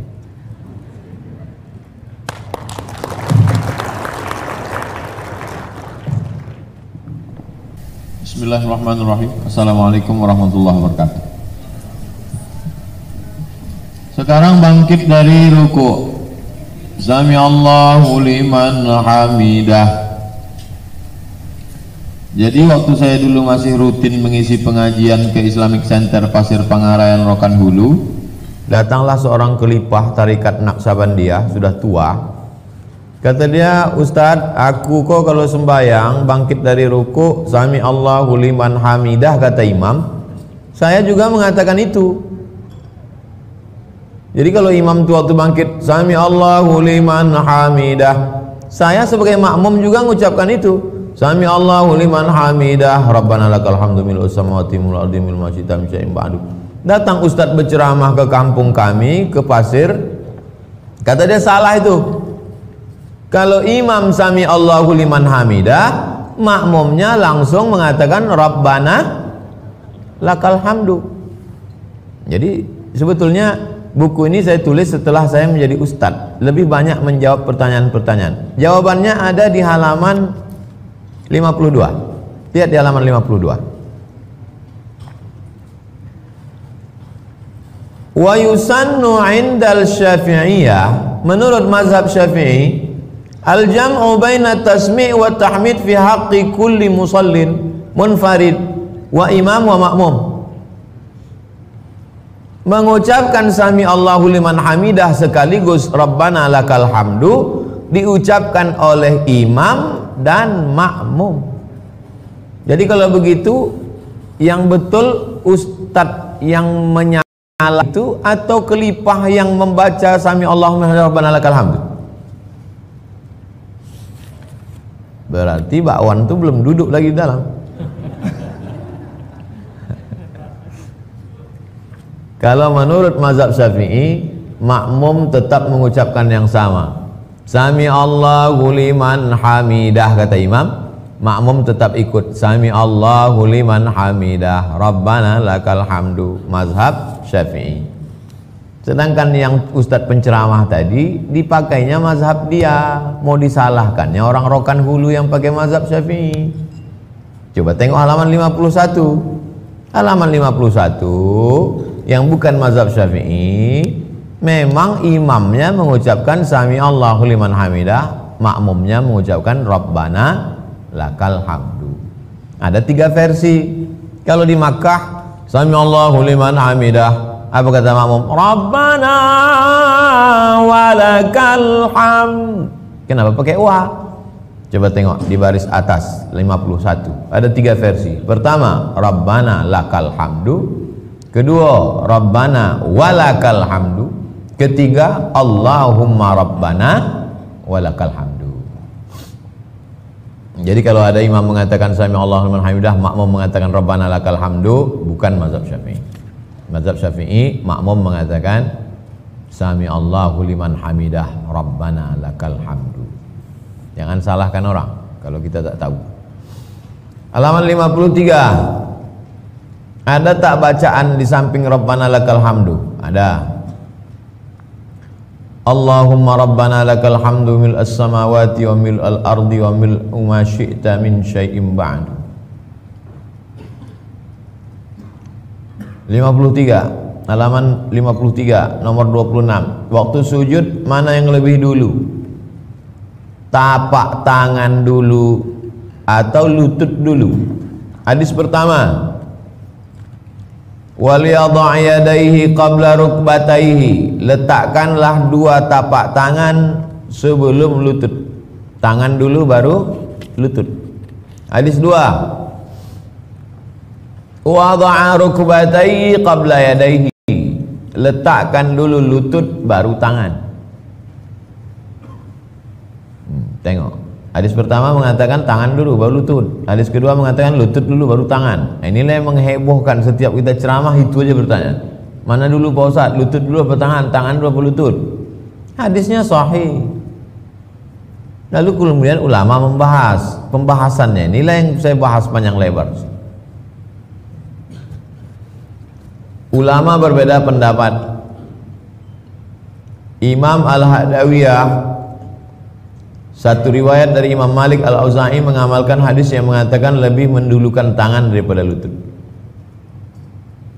Mazhab Syafi'i, halaman 54. Mazhab Syafi'i Hanafi mengatakan lutut dulu baru tangan.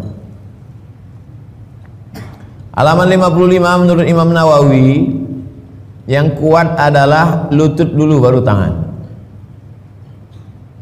Ibnul Qayyim membahas hadis Abu Hurairah itu terjadi terbalik matannya.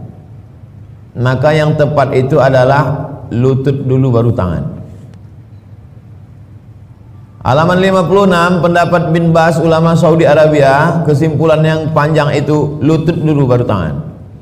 Halaman 57 pendapat Syekh Ibnu Utsaimin, lutut dulu baru tangan.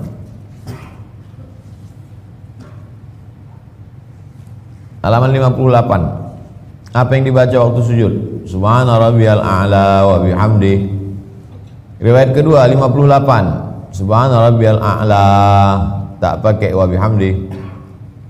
59 riwayat ketiga, Subuhun quddusu rabbul malaikati war ruh. Riwayat keempat, Subhanakallahumma rabbana wa bihamdika Allahumma ighfirli. Riwayat kelima, Allahumma laka sajadtu wa bika amantu wa laka aslamtu sajada wajhiya lilladzi khalaqahu wa sawwarahu wa syaqqa sam'ahu wa basarahu tabarakallahu ahsanul khaliqin. Riwayat ke-6, Allahumma fir li dhanbi kullahu liqahu wa jillahu wa awwalahu wa akhirahu wa alaniyatahu wa sirrahu. Riwayat ke-7, Subhanakallahumma bihamdika la ilaha illa anta. Riwayat ke-8, Allahumma ja'al fi qalbi nura wa fi sam'i nura wa fi basari nura wa an yamini nura wa an shimali nura wa min amami nura wa min khalfi nura wa fawqi nura wa tahti nura wa ja'al li nura. Biasanya dipakai salat tahajud. Riwayat ke-10, Subhanadzil jabaruti wal malakuti wal kibriyai wal 'azamah. Halaman 61. Apa yang dibaca waktu duduk di antara dua sujud? Riwayat Abdullah bin Abbas, Allahumma firli warhamni wa'afini wahdini warzuqni. Rabbi firli warhamni wajburni warfa'ni warzuqni wahdini wa'afini wa'fu anni. 62. Halaman 62, pertanyaan 29. Waktu bangkit dari sujud itu langsung tegak berdiri atau duduk istirahat sejenak? Wa idza rafa'a ra'sahu 'anis sajdati tsaniyah. Kalau Nabi mengangkat kepala dari sujud kedua, jalasa, dia tak langsung berdiri tapi dia duduk dulu. Wa'tamada 'alal ardi. Dia duduk dulu dan bangkitnya itu dia bertumpu ke tanah. Nanti saya contohkan. Duduk dulu, setelah itu baru bertumpu ke tanah.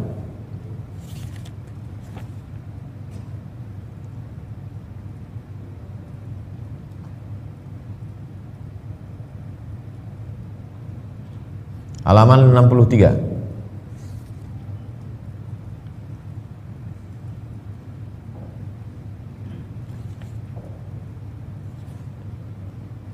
Bertumpu ke tanah, bertumpu ke lantai. Halaman 64. Ketika akan tegak berdiri itu apakah posisi tapak tangannya ke lantai atau mengepal?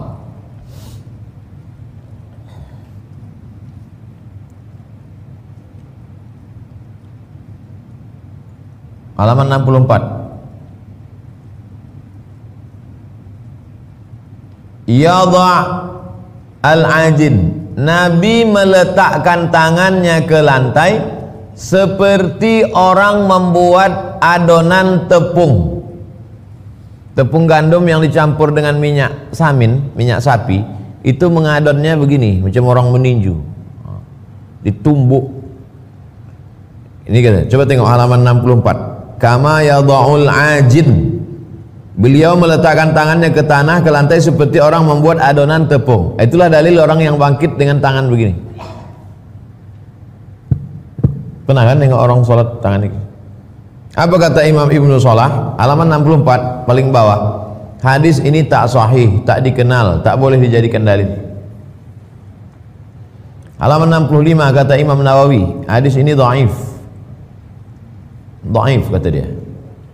Hadis meletakkan tangan dengan begini itu dhaif.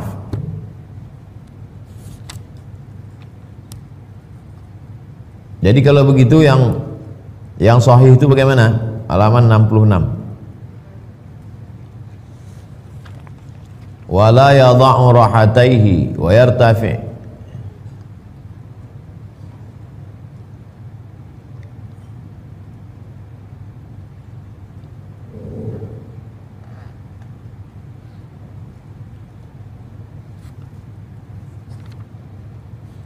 Bertumpu ala rahatihi. Rahatihi tapak tangan.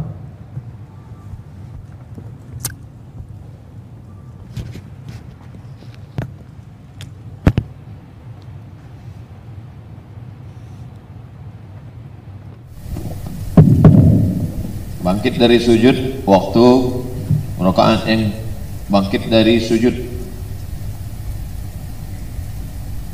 Bangkit dari sujud, duduk sejenak dan tangannya bertumpu ke lantai. Bertumpunya tapak tangan. Allah. Adapun hadis yang begini, itu yang saya bahas di situ. Jadi jangan giring orang ke satu pendapat saja. Bertumpu ke tapak tangan. Adakah pendapat lain dari pendapat yang dua nih? Pendapat yang pertama mengatakan seperti adonan tepung gandum. Pendapat kedua mengatakan tapak tangan. Adakah pendapat ketiga? Kita baca. Halaman 67.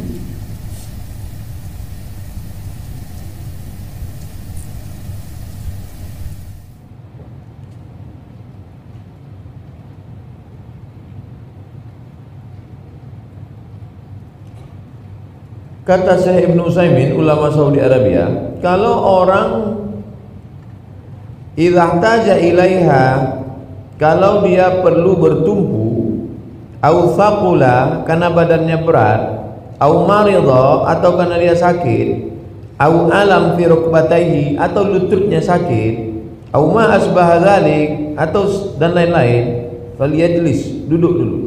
Summa idza ihtaja ila ay ya'tamid indal qiyam ala yadayhi, kalau dia pas mau bangkit itu mesti bertumpu ke kedua tangannya, faly'tabid ala ayyi sifatin kanat, silakan pilih mau bangkit dengan cara bagaimana. Sawa'un i'tamada ala zuhuril asabi, apakah bangkitnya begini, zuhuril asabi begini, jama'a asabi'u hakadha wa i'tamada 'alaiha, au ala rahati, atau bangkitnya begini dengan tapak tangan, atau ghairi zalik, atau yang lain. Nah, jadi dia mengatakan bebas, mau bangkit begini, mau bangkit begini, atau mau bangkit begini. Dia guru karate, mau bangkit dia begini. Al-muhim, yang penting idza ihtaja ilal i'timad faly'tamid, kalau dia perlu bertumpu silakan bertumpu, wa idza lam yahtaj fala ya'tamid, kalau dia merasa tak perlu bertumpu dia tak usah bertumpu. Jadi ini bukan rukun, bukan syarat, bukan wajib. Dulu sebetulnya ini tak pernah jadi masalah, tapi karena orang mempermasalahkan sehingga menjadi masalah. Saya ambil positifnya aja, kita jadi rajin baca kitab lagi. Dulu kita kan nggak pernah sedetail-detail ini ya. Orang udah mau sembahyang aja udah alhamdulillah, mau bangkit begini. Jadi pembahasan ini detail. Apa yang dibaca waktu tasyahud? Halaman 68. At-tahiyatul mubarakatus salawatut thayyibatu lillah. Assalamu alayka ayuhan nabiyyu wa rahmatullahi wa barakatuh. Assalamu alayna wa ala ibadillahi shalihin. Asyhadu an la ilaha illallah wa asyhadu anna muhammadar rasulullah. Bagaimana bunyi salawat? 69. Salawat ada 5. Salawat yang pertama, Allahumma salli ala Muhammad wa ala ali Muhammad kama sallaita ala Ibrahim wa ala ali Ibrahim innaka Hamidum Majid. Allahumma barik ala Muhammad wa ala ali Muhammad kama barakta ala Ibrahim wa ala ali Ibrahim innaka Hamidum Majid. Ini yang selalu saya pakai dalam khutbah Jumat. Riwayat kedua, Allahumma shalli ala Muhammadin wa azwajihi wa dzurriyyatihi kama shallaita ala Ibrahim wa barik ala Muhammad wa azwajihi wa dzurriyyatihi kama barakta ala ali Ibrahim innaka Hamidum Majid. Riwayat ketiga, Allahumma shalli ala Muhammad wa ala ali Muhammad kama shallaita ala ali Ibrahim innaka Hamidum Majid. Allahumma barik ala Muhammad wa ala ali Muhammad kama barakta ala ali Ibrahim innaka Hamidum Majid. Riwayat keempat, Allahumma shalli ala Muhammad abdika wa rasulika kama shallaita ala ali Ibrahim wa barik ala Muhammad wa ala ali Muhammad kama barakta ala Ibrahim. Riwayat kelima, Allahumma shalli ala Muhammad wa ala ali Muhammad kama shallaita ala ali Ibrahim wa barik ala Muhammad wa ala ali Muhammad kama barakta ala ali Ibrahim fil alamina innaka Hamidum Majid. 5 ini lafaz salawat yang ada dalam Bukhari dan Muslim. Nah, adapun salawat-salawat yang lain dibuat oleh ulama.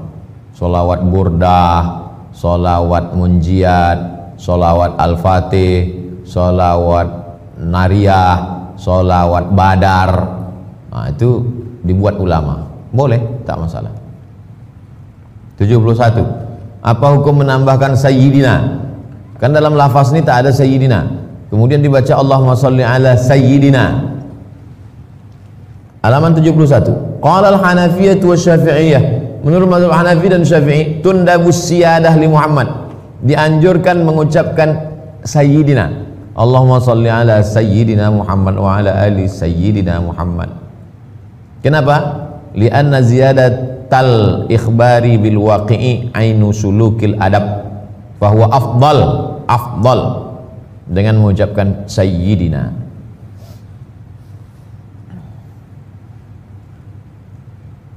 Allahumma shalli ala sayyidina Muhammad wa ala ali sayyidina Muhammad kama shallaita ala sayyidina Ibrahim wa ala ali sayyidina Ibrahim. Kenapa kita panggil Nabi itu pakai sayyidina? Halaman 73. Annallaha yubashshiruka bi Yahya musaddiqan bi kalimatin minallahi wa sayyida. Nabi Yahya dipanggil Allah Sayyid. Kalau Yahya saja dipanggil Sayyid, apalagi Sayyidina wa Maulana Muhammad sallallahu alaihi wasallam. Halaman 74. Nabi sendiri menyebut dirinya Sayyid. Ana sayyidu waladi Adam. Aku ini pemimpin anak cucu Adam. Maka kita menyebutnya Allahumma salli ala Sayyidina Muhammad.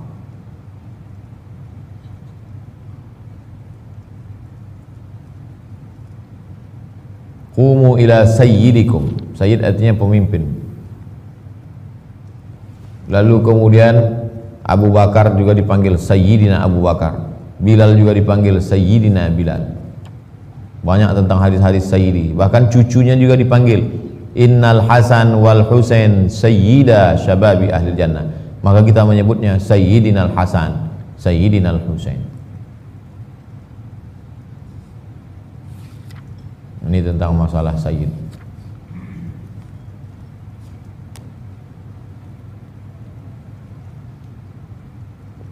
Halaman 82, hadis yang mengatakan jangan pakai sayyid.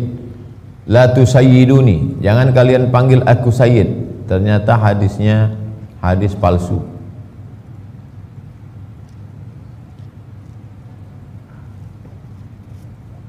(83) Tentang posisi jari-jari waktu tasyahud. Yundabu dianjurkan fi halatil julus, waktu duduk tasyahud, ay yu'aqid ma'ada sababah. 3 jari, semua jari ditekuk, dibengkokkan kecuali telunjuk. 1, 2, 3, 4 kecuali telunjuk lurus.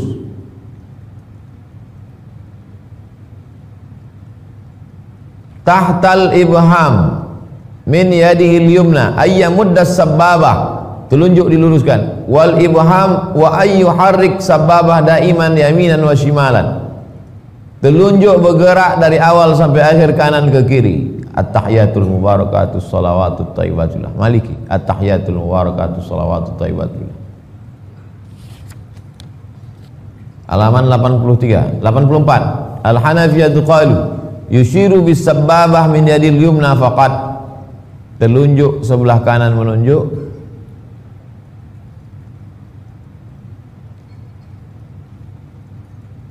Yarfa'u sababatahu 'inda nafil uluhiyah, diangkat ketika mengatakan illa. Asyhadu alla ilaha illallah, la ilaha illallah. Wa yada'uha 'inda isbatil uluhiyah lillah illallah, fa yakunu raf'u isyaratan ila nafi wal wad'a ila isbat. Waktu la naik ke atas, waktu isbat turun ke bawah. Asyhadu alla ilaha illallah. Hanafi. Sekarang Hambali. Yu'aqidul khinsar wal binsaru min yadih wa yahlaq bi ibhamihi ma'al wusta. Telunjuk dibuat yahlaq, melingkar dengan garis tengah.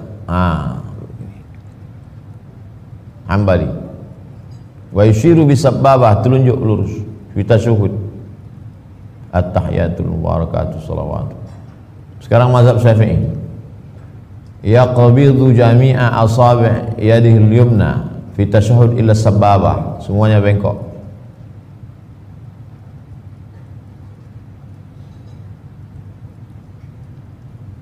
Wal afdal qabdul ibham bijambiha, meletakkan ibham telunjuk di samping. Begini. Kalau yang tadi melingkar, yang mazhab Syafi'i kapan diangkat? Ketika lafaz illallah. Asyhadu al, jari telunjuk menunjuk pada lafaz illallah. Asyhadu an la ilaha illallah, sampai salam tak turun. Saya ulang sekali lagi, mazhab Syafi'i yang kita amalkan, at-tahiyatul mubarakatuh salawatut thayyibatullah, assalamu alayka ayuhan nabi wa rahmatullahi wa barakatuh, assalamu alayna wa ala ibadillahi sholihin, asyhadu an la ilaha illallah, sampai habis tak turun. Mazhab Hanafi naik pada lafaz la, turun pada lafaz Allah, melingkar. Asyhadu an la ilaha illallah. Mazhab Maliki bergerak dari awal sampai akhir ke kanan ke kiri. At-tahiyatul mubarakatuh salawatut thayyibatul. 85. Bagaimana cara duduk orang masbuk ketika imam pada rakaat terakhir duduknya tawarruk? Imam rakaat keempat duduknya tawarruk. Maaf, tawarruk pantatnya menempel ke lantai. Tawarruk namanya. Diambil dari kata warik. Warik artinya pantat menempel ke lantai. Tawarruk namanya. Sedangkan si makmum baru bagi dia itu rakaat pertama. Bagaimana duduk dia? Menurut mazhab Syafi'i dalam kitab yajlisul masbuk muftarishan, maka si makmum duduknya duduk iftirash. Duduk iftirash itu tapak kakinya diduduki macam tasyahud awal. Imamnya duduk tawarruk, makmumnya duduk iftirash. Kenapa? Karena itu bukan rakaat terakhir bagi makmum. Kalau ada makmum yang ikut-ikutan macam duduk imam, baik dia berarti dia pakai pendapat kedua, halaman 86. Al-masbuk yajlisu mutawarrikan mutaba'atan lil imam.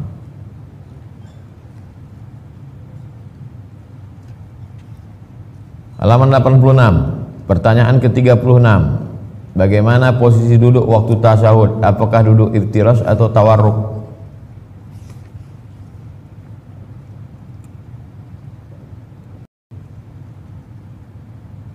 Duduk tasyahud akhir menurut mazhab Hanafi seperti duduk tasyahud awal. Sawa'un kana akhir salatihi am lam yakun. Pokoknya tidak ada duduk tawarruk dalam mazhab Hanafi. Duduknya semuanya duduk iftirash. Mau rakaat kedua, mau rakaat keempat, mau rakaat ketiga, duduknya iftirash saja, tak ada duduk tawarruk. Mana tahu nanti umrah menengok orang India, Pakistan, orang ini kenapa tak ada tawarruk? Iftirash saja duduk.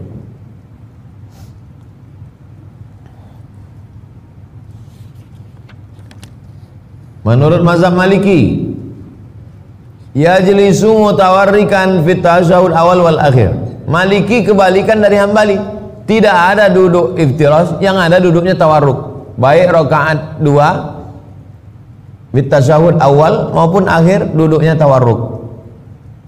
Sekarang mazhab Hambali sama Syafi'i. Hambali sama Syafi'i sama. Tasyahud awal duduknya iftirash, tasyahud akhir duduknya tawarruk. Bedanya kalau mazhab Syafi'i semua yang tasyahud akhir duduknya tawarruk. Kalau mazhab Hambali enggak. Kalau dia 2 rakaat, salat itu 2 rakaat, duduk tasyahud akhirnya iftirash. Salat Jumat, salat qabliyah, salat ba'diyah, tahiyatul masjid, duduk tasyahud akhirnya iftirash. Kalau mazhab Syafi'i enggak. Walaupun 1 rakaat, salat witir misalnya, maka duduk terakhirnya tawarruk. Bisa nih dimasukkan ujian CPNS. Bagaimanakah duduk terakhir menurut mazhab Maliki, Hambali, Syafi'i dan Hanafi? Cerdas. Halaman 90, pertanyaan ke-37. Adakah doa lain sebelum salam? Ada. Allahumma fir lima qaddamtu wa ma akhartu wa ma asrartu wa ma alantu wa ma asraftu wa ma ta'lamu bihi minni antal muqaddimu wa antal muakhiru la ilaha illa anta subhanaka inni kuntu minaz zalimin. Adakah tambahan lain? Halaman 91 ada. Allahumma inni a'udzubika min adzabi jahannam wa min adzabil qabri wa min fitnatil mahya wal mamat wa min syarri fitnatil masiihid dajjal. Bagaimana ucapan salam setelah salat? Assalamualaikum warahmatullahi. Assalamualaikum warahmatullah. Bagaimana kalau ada orang mengucapkan Assalamualaikum warahmatullahi wabarakatuh? Ada, saya bahas. wala yundabu ziyadah wa barakatuh menurut mazhab Syafi'i halaman 94. Tidak dianjurkan menambah wa barakatuh. Assalamualaikum warahmatullahi titik.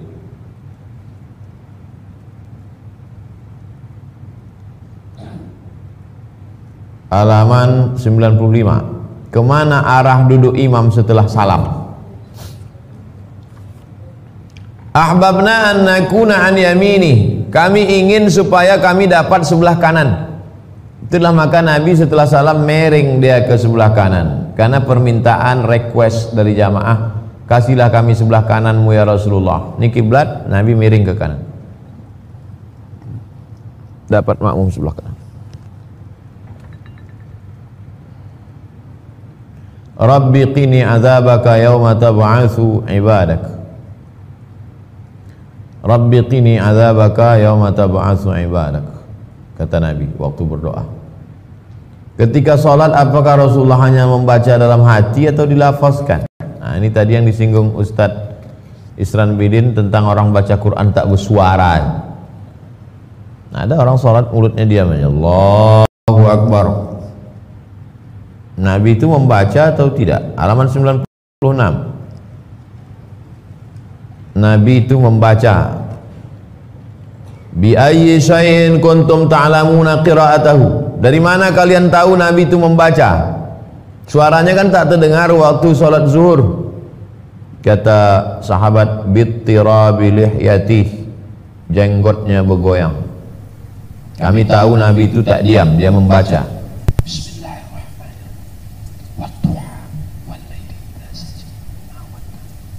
Jenggotnya bergoyang. Jadi sholat itu tidak diam. Karena sholat itu qiraatul Quran. Sedangkan yang mulut tak bersuara, tak berbunyi itu namanya mutola'ah. Orang baca koran itu rata-rata tak bersuara, mutola'ah. Apalagi baca WhatsApp, bahaya kalau bersuara. Tahu kawan sebelah. 96. Apa itu maknina? Apa standar tumakninah? Banyak orang sekarang sholat tak begitu maknina, macam ayam jumpa beras. Oleh sebab itu maka standar tumakninah adalah, kata Nabi SAW, antakuna as-sukun wa in qalla, berhenti sejenak, berhenti walaupun sejenak. Allahu Akbar. Makanya kalau ada orang membaca satu tasbih itu sudah tumakninah. Subhana rabbiyal a'la wa bihamdi, tumakninah. Halaman 97. Bagaimana sholat orang yang tak tumakninah? Nabi suruh ulang. Irji' ila sholatika fa innaka lam tusalli. Ulangi sholatmu karena kau belum sholat. Irji' ila sholatika fa innaka lam tusalli. Ulangi sholatmu karena kau belum sholat. Artinya sholatnya batal. 98. Apa pendapat ulama tentang kunut subuh? Menurut mazhab Hanafi dan Hambali tak ada kunut subuh. Menurut mazhab Maliki ada kunut subuh. Menurut mazhab Syafi'i ada kunut subuh, setengah berbunyi, setengah tak berbunyi. Mazhab Hambali tak ada. Makanya Saudi Arabia pakai mazhab Hambali, kita pergi haji tak ada kunut subuh. 99. Apa hadis tentang adanya kunut subuh? Hadis pertama, hal qanata Rasulullah SAW fi salati subhi? Naam.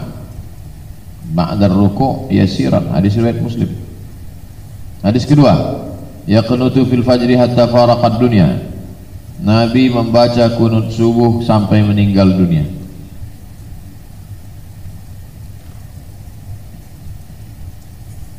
Kunut subuh menurut mazhab Syafi'i ini lengkap sesuai dengan pendapat ulama-ulama mazhab Syafi'i.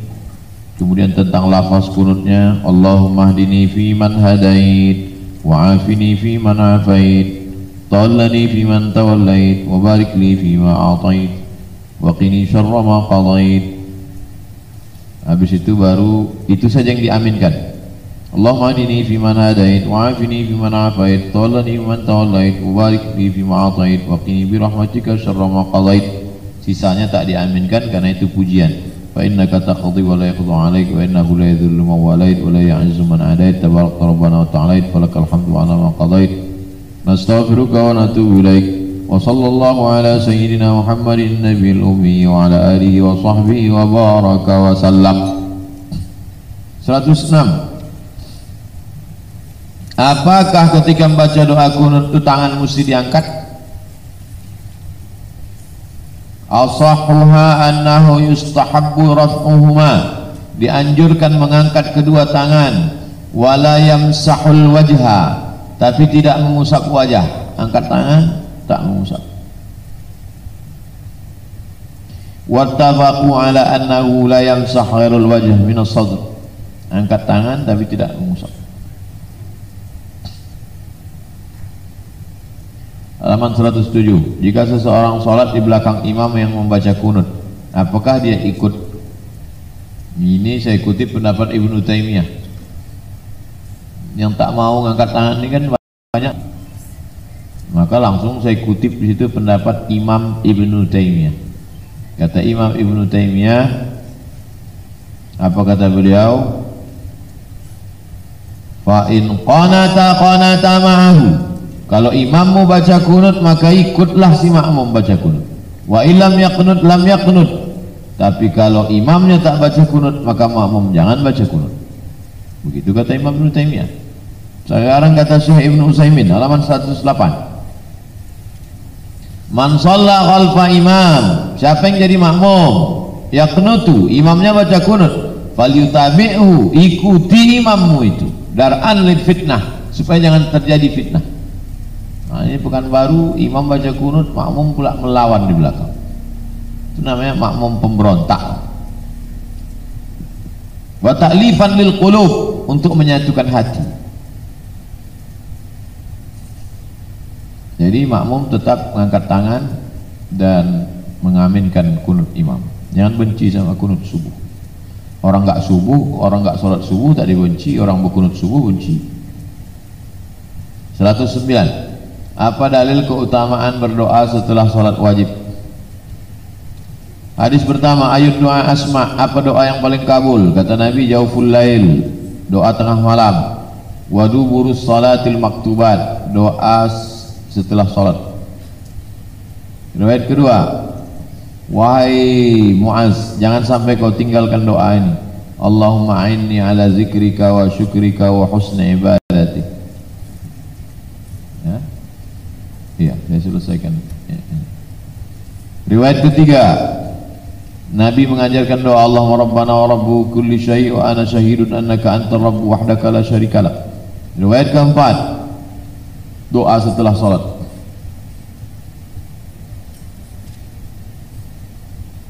Ini tentang mengangkat tangan ketika berdoa.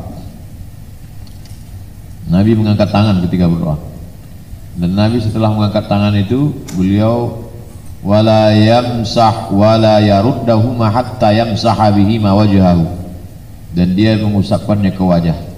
Subhana rabbika rabbil izzati amma yasifun wa salamun alal mursalin walhamdulillah. Karena di tangan itu ada barokah. Halaman 113. Kita cukupkan sampai pertanyaan ke-49. Demikian saya kembalikan ke Ustadz Isran. Terima kasih. Assalamualaikum warahmatullahi wabarakatuh.